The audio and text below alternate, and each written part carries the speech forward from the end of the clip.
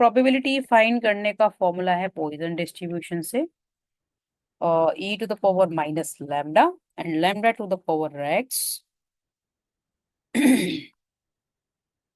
upon factorial x।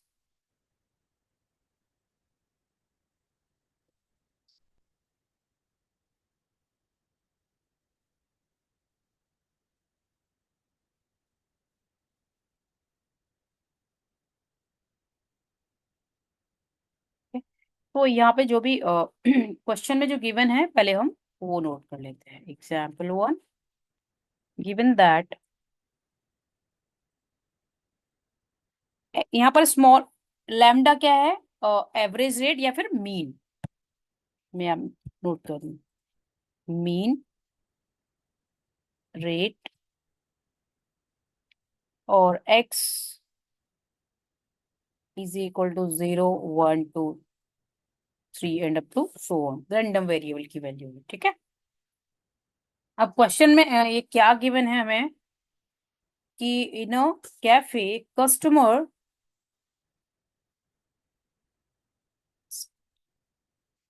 In a cafe customer arrive at mean rate of 2 per minute. It means कि lambda given है यहाँ पर 2। Find the probability of arrival of 5 customer in 1 minute using Poisson distribution। तो हमें क्या find करना है, 2 per minute हमें ये गिवन है, और हमें फाइंड करना है पी एक्स, यानी probability of X at X is equal to 5। ठीक है, ये तो चलो करते हैं यहाँ पर using binomial distribution formula, P X is equal to X is equal to E to the power minus lambda into lambda to the power x over factorial x। So now let us put value of x, which is 5, is equal to e to the power minus lambda क्या है 2 है, और यहाँ पे भी 2 ले लेंगे, और 2 टू द पावर क्या है 5 है, क्योंकि lambda to the power x है और x की वैल्यू 5 है अपॉन फैक्टोरियल 5।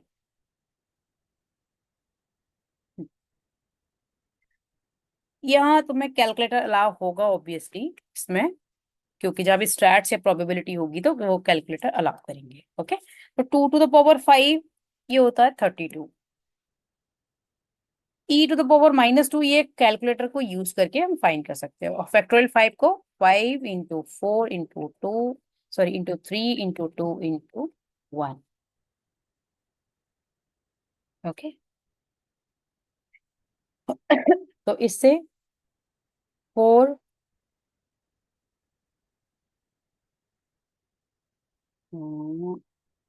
या क्या, एंड इसको 4 टाइम्स कैंसिल कर देगा ये। ठीक है, तो और क्या बचा, और कुछ कैंसिल हो सकता है, नहीं हो सकता, तो ये आ गया 4 upon 15 into E to the power -2। Okay,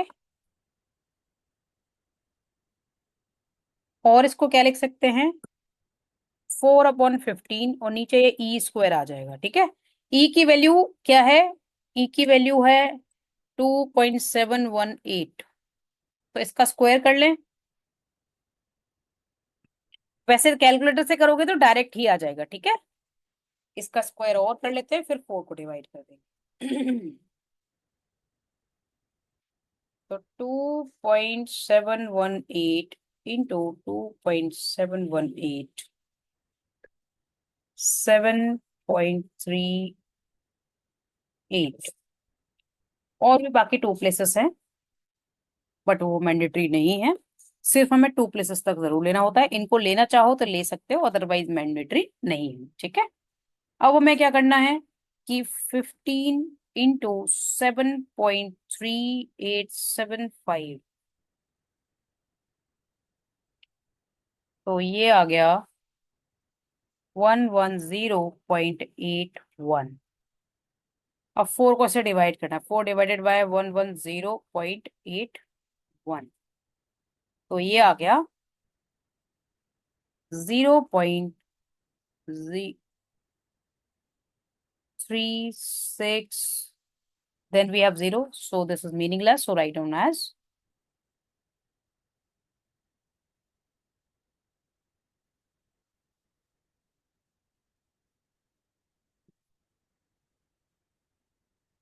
you got it।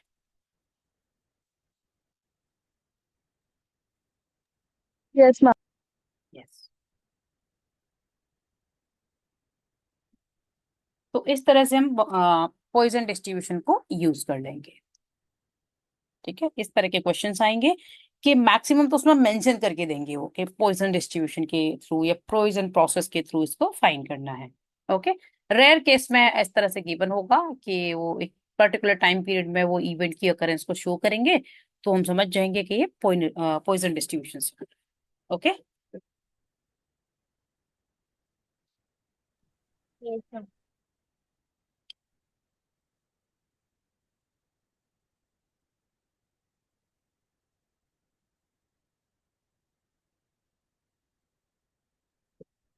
अब जैसे कि ये तो हमारी प्रोबेबिलिटी आ गई इसमें, ये आंसर आ गया, ये प्रोबेबिलिटी आ गई। बट इसमें अगर हम अगर हम परसेंट की फॉर्म में लें, ये नेसेसरी नहीं है, बट हम इसको परसेंट की फॉर्म में भी लिख सकते हैं। कैसे? कि अगर हम इसको परसेंट की फॉर्म में यूज करें और हम डायरेक्ट भी लिख सकते हैं, द प्रोबेबिलिटी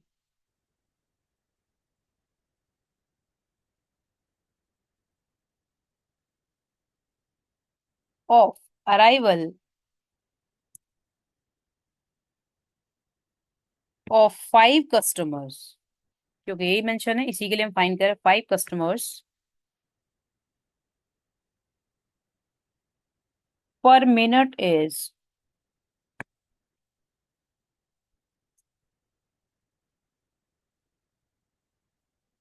या तो इसको ऐसे लिख लो 0.036, या फिर अगर परसेंटेज में लिखना है तो सिर्फ इसको 100 से मल्टीप्लाई करके परसेंट की फॉर्म लिख सकते हैं। ठीक है।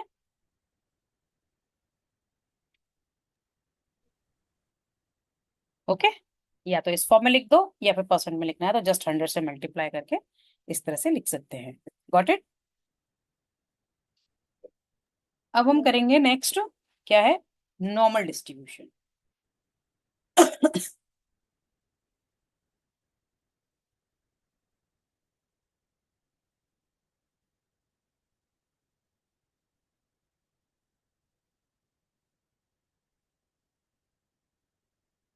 नॉर्मल डिस्ट्रीब्यूशन क्या है, ये कॉन्टिन्यूस, इसमें जो रैंडम वेरिएबल होगा वो कॉन्टिन्यूस रैंडम वेरिएबल होगा। बाइनोमियल और पॉइजन में डिस्क्रीट रैंडम वेरिएबल है। ठीक है।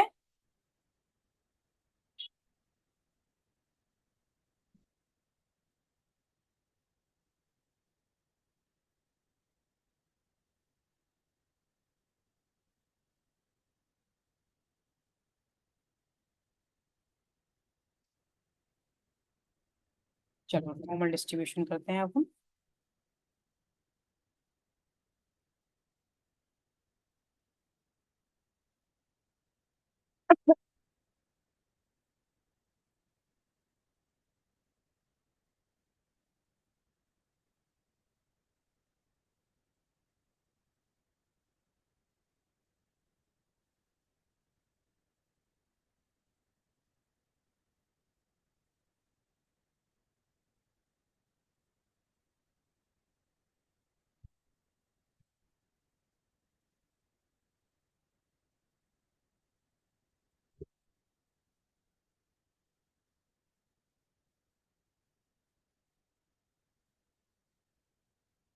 इट्स फॉर्मूला इज, यहाँ पर हम मेंशन कर देते हैं नॉर्मल डिस्ट्रीब्यूशन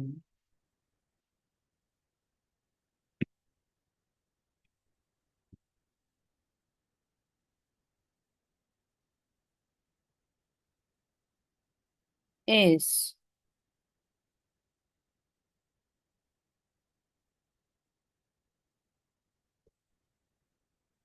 continuous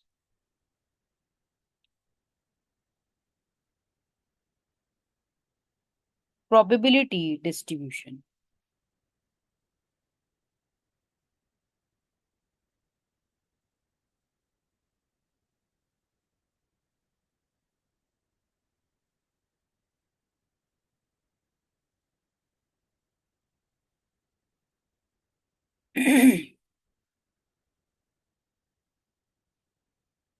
तो ये क्या है? कॉन्टिन्यूस प्रोबेबिलिटी डिस्ट्रीब्यूशन है। ठीक है। देन इसमें क्या है कि पीएक्स की जगह हम एफ एक्स फाइंड करते हैं। ठीक है। इसमें हम एफ एक्स फाइंड करते हैं पीएक्स की बजाय। तो एफ एक्स क्या है? इस पे फॉर्मूला होगा F x is equal to 1/√2 pi into sigma. Sigma standard aviation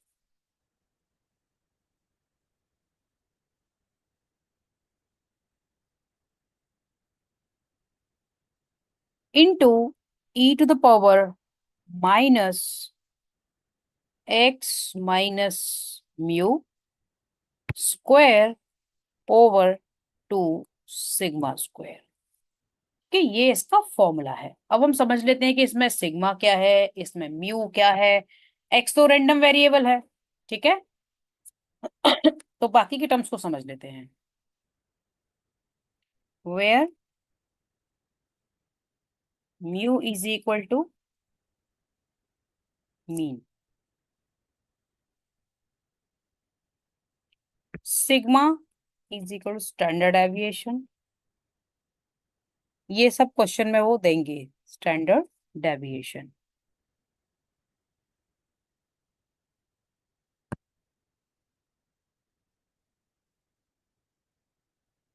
okay.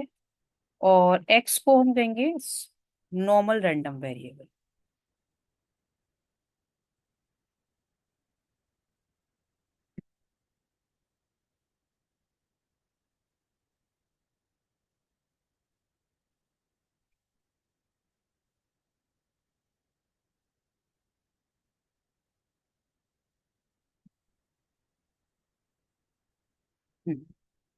तो चलो समझते हैं क्वेश्चन के थ्रू।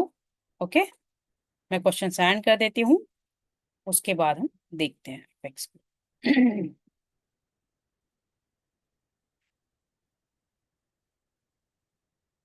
इस एफेक्ट्स को हम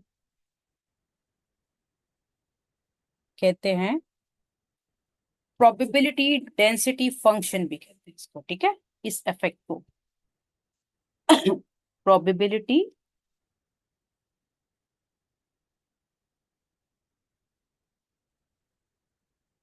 डेंसिटी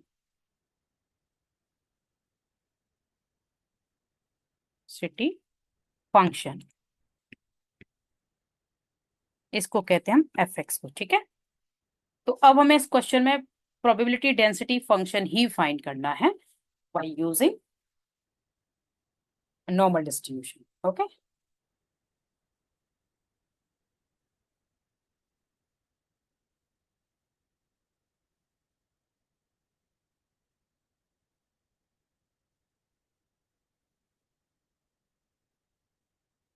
क्वेश्चन में देखो हमें गिवन है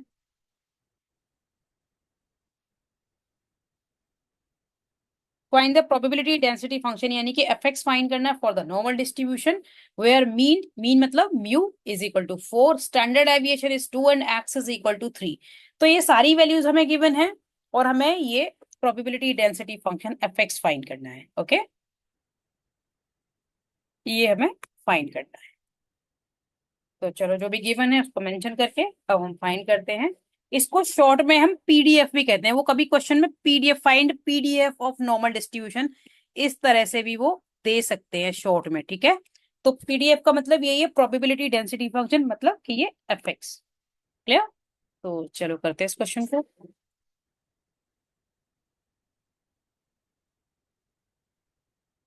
क्वेश्चन में गिवन है म्यू। मीन म्यू, या मेंशन कर लेते हैं पहले, given that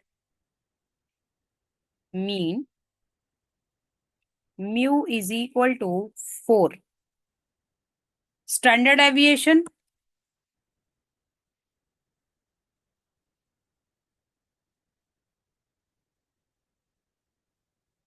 sigma is equal to 2 and x is equal to 3, ये सब गिवन है।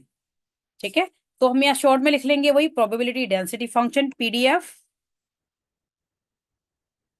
F x is equal to 1/√2 pi into sigma into E to the power minus, और ऊपर है ये x minus mu whole square upon 2 and sigma square. Okay, e की power में ही है सारा कुछ, ये सारा कुछ क्या है, ई की पावर में ही है। ठीक है, तो चलो करते हैं इसको। सारी वैल्यूज यहाँ पुट कर देंगे। तो F x is equal to 3 पर, ठीक है, क्योंकि एक्स 3 है, तो ये आ जाएगा 1/√2 और पाई ऐसे ही रहेगा। सिग्मा कितना है, ये स्टैंडर्ड एविएशन है 2 into E to the power minus, X क्या है 3 है, म्यू क्या है 4 है, मीन होल स्क्वायर अपॉन 2, और सिग्मा स्क्वायर क्या हो जाएगा 2 स्क्वायर यहाँ पे। ठीक है। चलो सिंप्लीफाई करें, 1/, इस 2 को हम यहाँ आगे भी लिख सकते हैं, कांस्टेंट है, √2 pi into E to the power, देखो यहाँ 3 - 4 क्या हो जाएगा -1, और -1 का स्क्वायर क्या होता है 1 ही होगा, तो माइनस और ये 1, और नीचे क्या बचा देखो 2, और into 2 to the power 2, it means के 8 आ जाएगा यहाँ पे 8। ठीक है, तो ई की पावर क्या आ गई -1/8, क्योंकि ऊपर तो 1 बचा, नीचे ये 8 हो जाएगा सबको मल्टीप्लाई करके। ओके, तो ये आ गया। अब इसको सिंप्लीफाई हमें करना है, at X is equal to 3। तो चलो करते हैं इसको बाय यूजिंग कैलकुलेटर, ये हम फाइंड कर लेंगे। हम्म, तो इन सबको जब हमने कैलकुलेट किया तो ये आ गया 0.19947, और इसकी वैल्यू आ गई यूजिंग कैलकुलेटर इंटू 0.882496। ओके, जब इनको मल्टीप्लाई करेंगे तो फाइनली आ जाएगा हमारे पास 0.17603। ओके, ये आ गया। इस तरह से हम नॉर्मल डिस्ट्रीब्यूशन के क्वेश्चंस को कर लेंगे। बस हमें फॉर्मूला याद होना चाहिए, सारी वैल्यूज वो देंगे ही, और हमें सिंप्लीफाई करना है। सिंप्लीफिकेशन के लिए you know very well we can use calculator. Okay, clear.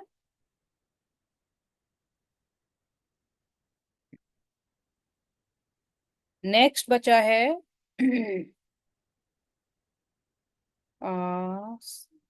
Next topic है, अगर हमारा इस टाइम में हो जाएगा then well and good, otherwise देखती हूँ मैं कितना लॉन्ग क्वेश्चन है। अच्छा, कोरिलेशन एंड रीग्रेशन बचा है, ठीक है ठीक है, तो ये नेक्स्ट सेशन में ही होगा। ठीक है, correlation and regression.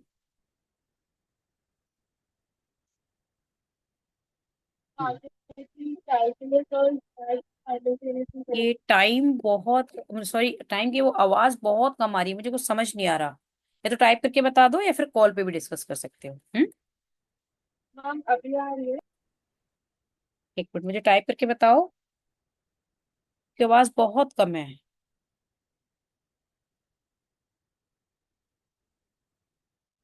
Hmm, yes tell.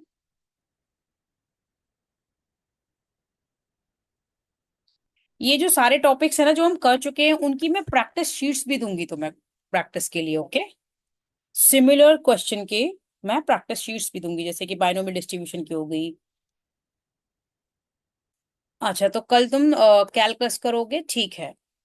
कल कैलकुलस कर लेना, ओके। इस यूनिट में सिर्फ दो ही टॉपिक बचे हैं, अगर ये करना है तो ये भी कर सकते हो, मतलब दोनों एक साथ में एक ही दिन में। तो फिर हम क्या है कि वन वन टॉपिक बोथ से करेंगे, ठीक है। तो फिर हम क्या है कि अगर हम एक पॉइजन करते और एक हम कैलकुलस का टॉपिक करते तो गुड था, ओके। तो आज हमने दोनों कर लिए, तो एक काम करो तुम कि कल और इसे जो कोरिलेशन रीग्रेशन को फिनिश करने के बाद ये यूनिट फिनिश हो जाएगी, तो इसकी मैं प्रैक्टिस शीट्स दे दूंगी तुम्हें। तो तुम प्रैक्टिस करते रहना, बाकी को हम क्लास में क्या करेंगे, कैलकुलस और न्यूमेरिकल मेथड्स को ऐसे करते रहेंगे, ठीक है, दोनों को साथ साथ, ओके। क्योंकि इसमें सिर्फ दो ही टॉपिक बचे हुए हैं। और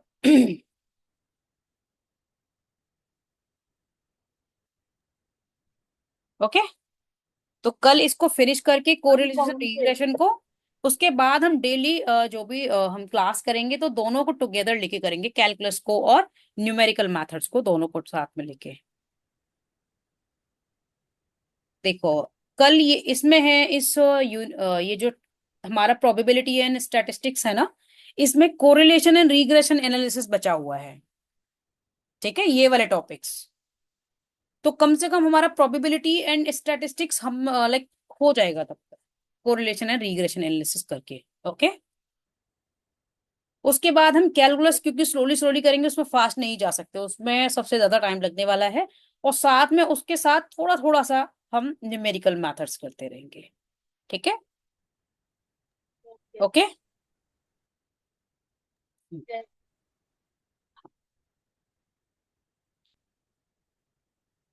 तो इन सभी के वाइट सोर्स तो मैं वीकेंड्स पर दे ही दूंगी, और साथ में प्रैक्टिस शीट्स भी, जो भी हम टॉपिक्स कर चुके हैं उनकी प्रैक्टिस शीट्स भी, के साथ में साथ में प्रैक्टिस भी करते रहो, तुम्हारे पास क्वेश्चंस हो तो प्रैक्टिस भी करते रहो, ओके।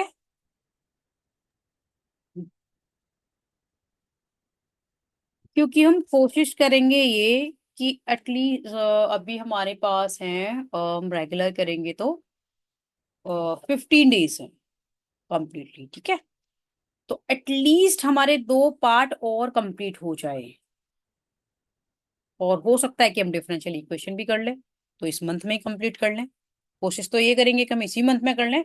बट मान लो 1-2 वीक्स का बचता भी है, पूरा वन सिलेबस। वीक का और बचता, रेयरली बचेगा तो 1 वीक का बचेगा अगर हम रेगुलर करते हैं तो, ठीक है। तो वो फिर हम मैम नवंबर पूरा में सिलेबस। ऑलमोस्ट कोशिश करेंगे कि हम इसी मंथ में कंप्लीट कर दें सभी, ओके। मैम पूरा। हाँ बोलो। हाँ बोलो बोलो।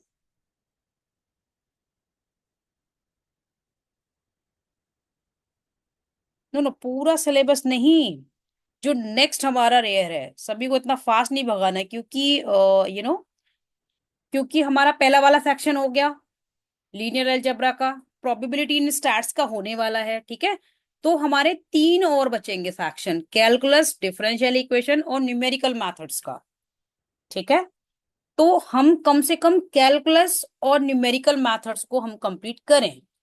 कैलकुलस बहुत अच्छे से हो गया तो तुम डिफरेंशियल इक्वेशन को इजीली कर लोगे, ओके। क्योंकि कैलकुलस को वैसे भी हमें बहुत फास्ट नहीं भगाना, स्लोली स्लोली उसमें करना है कि ईच एंड एवरी, क्योंकि उसमें मेनी फॉर्मूलाज हैं, ठीक है। जैसे भी हमने किया कि बाइनोमियल का एक है, एक पॉइसन का, एक नॉर्मल का है, तो जब हम कैलकुलस को देखते हैं तो उसमें मेनी है, एक तरफ सारा सिलेबस और एक तरफ सिर्फ कैलकुलस में, इक्वली समझो फॉर्मूलाज को, ठीक है।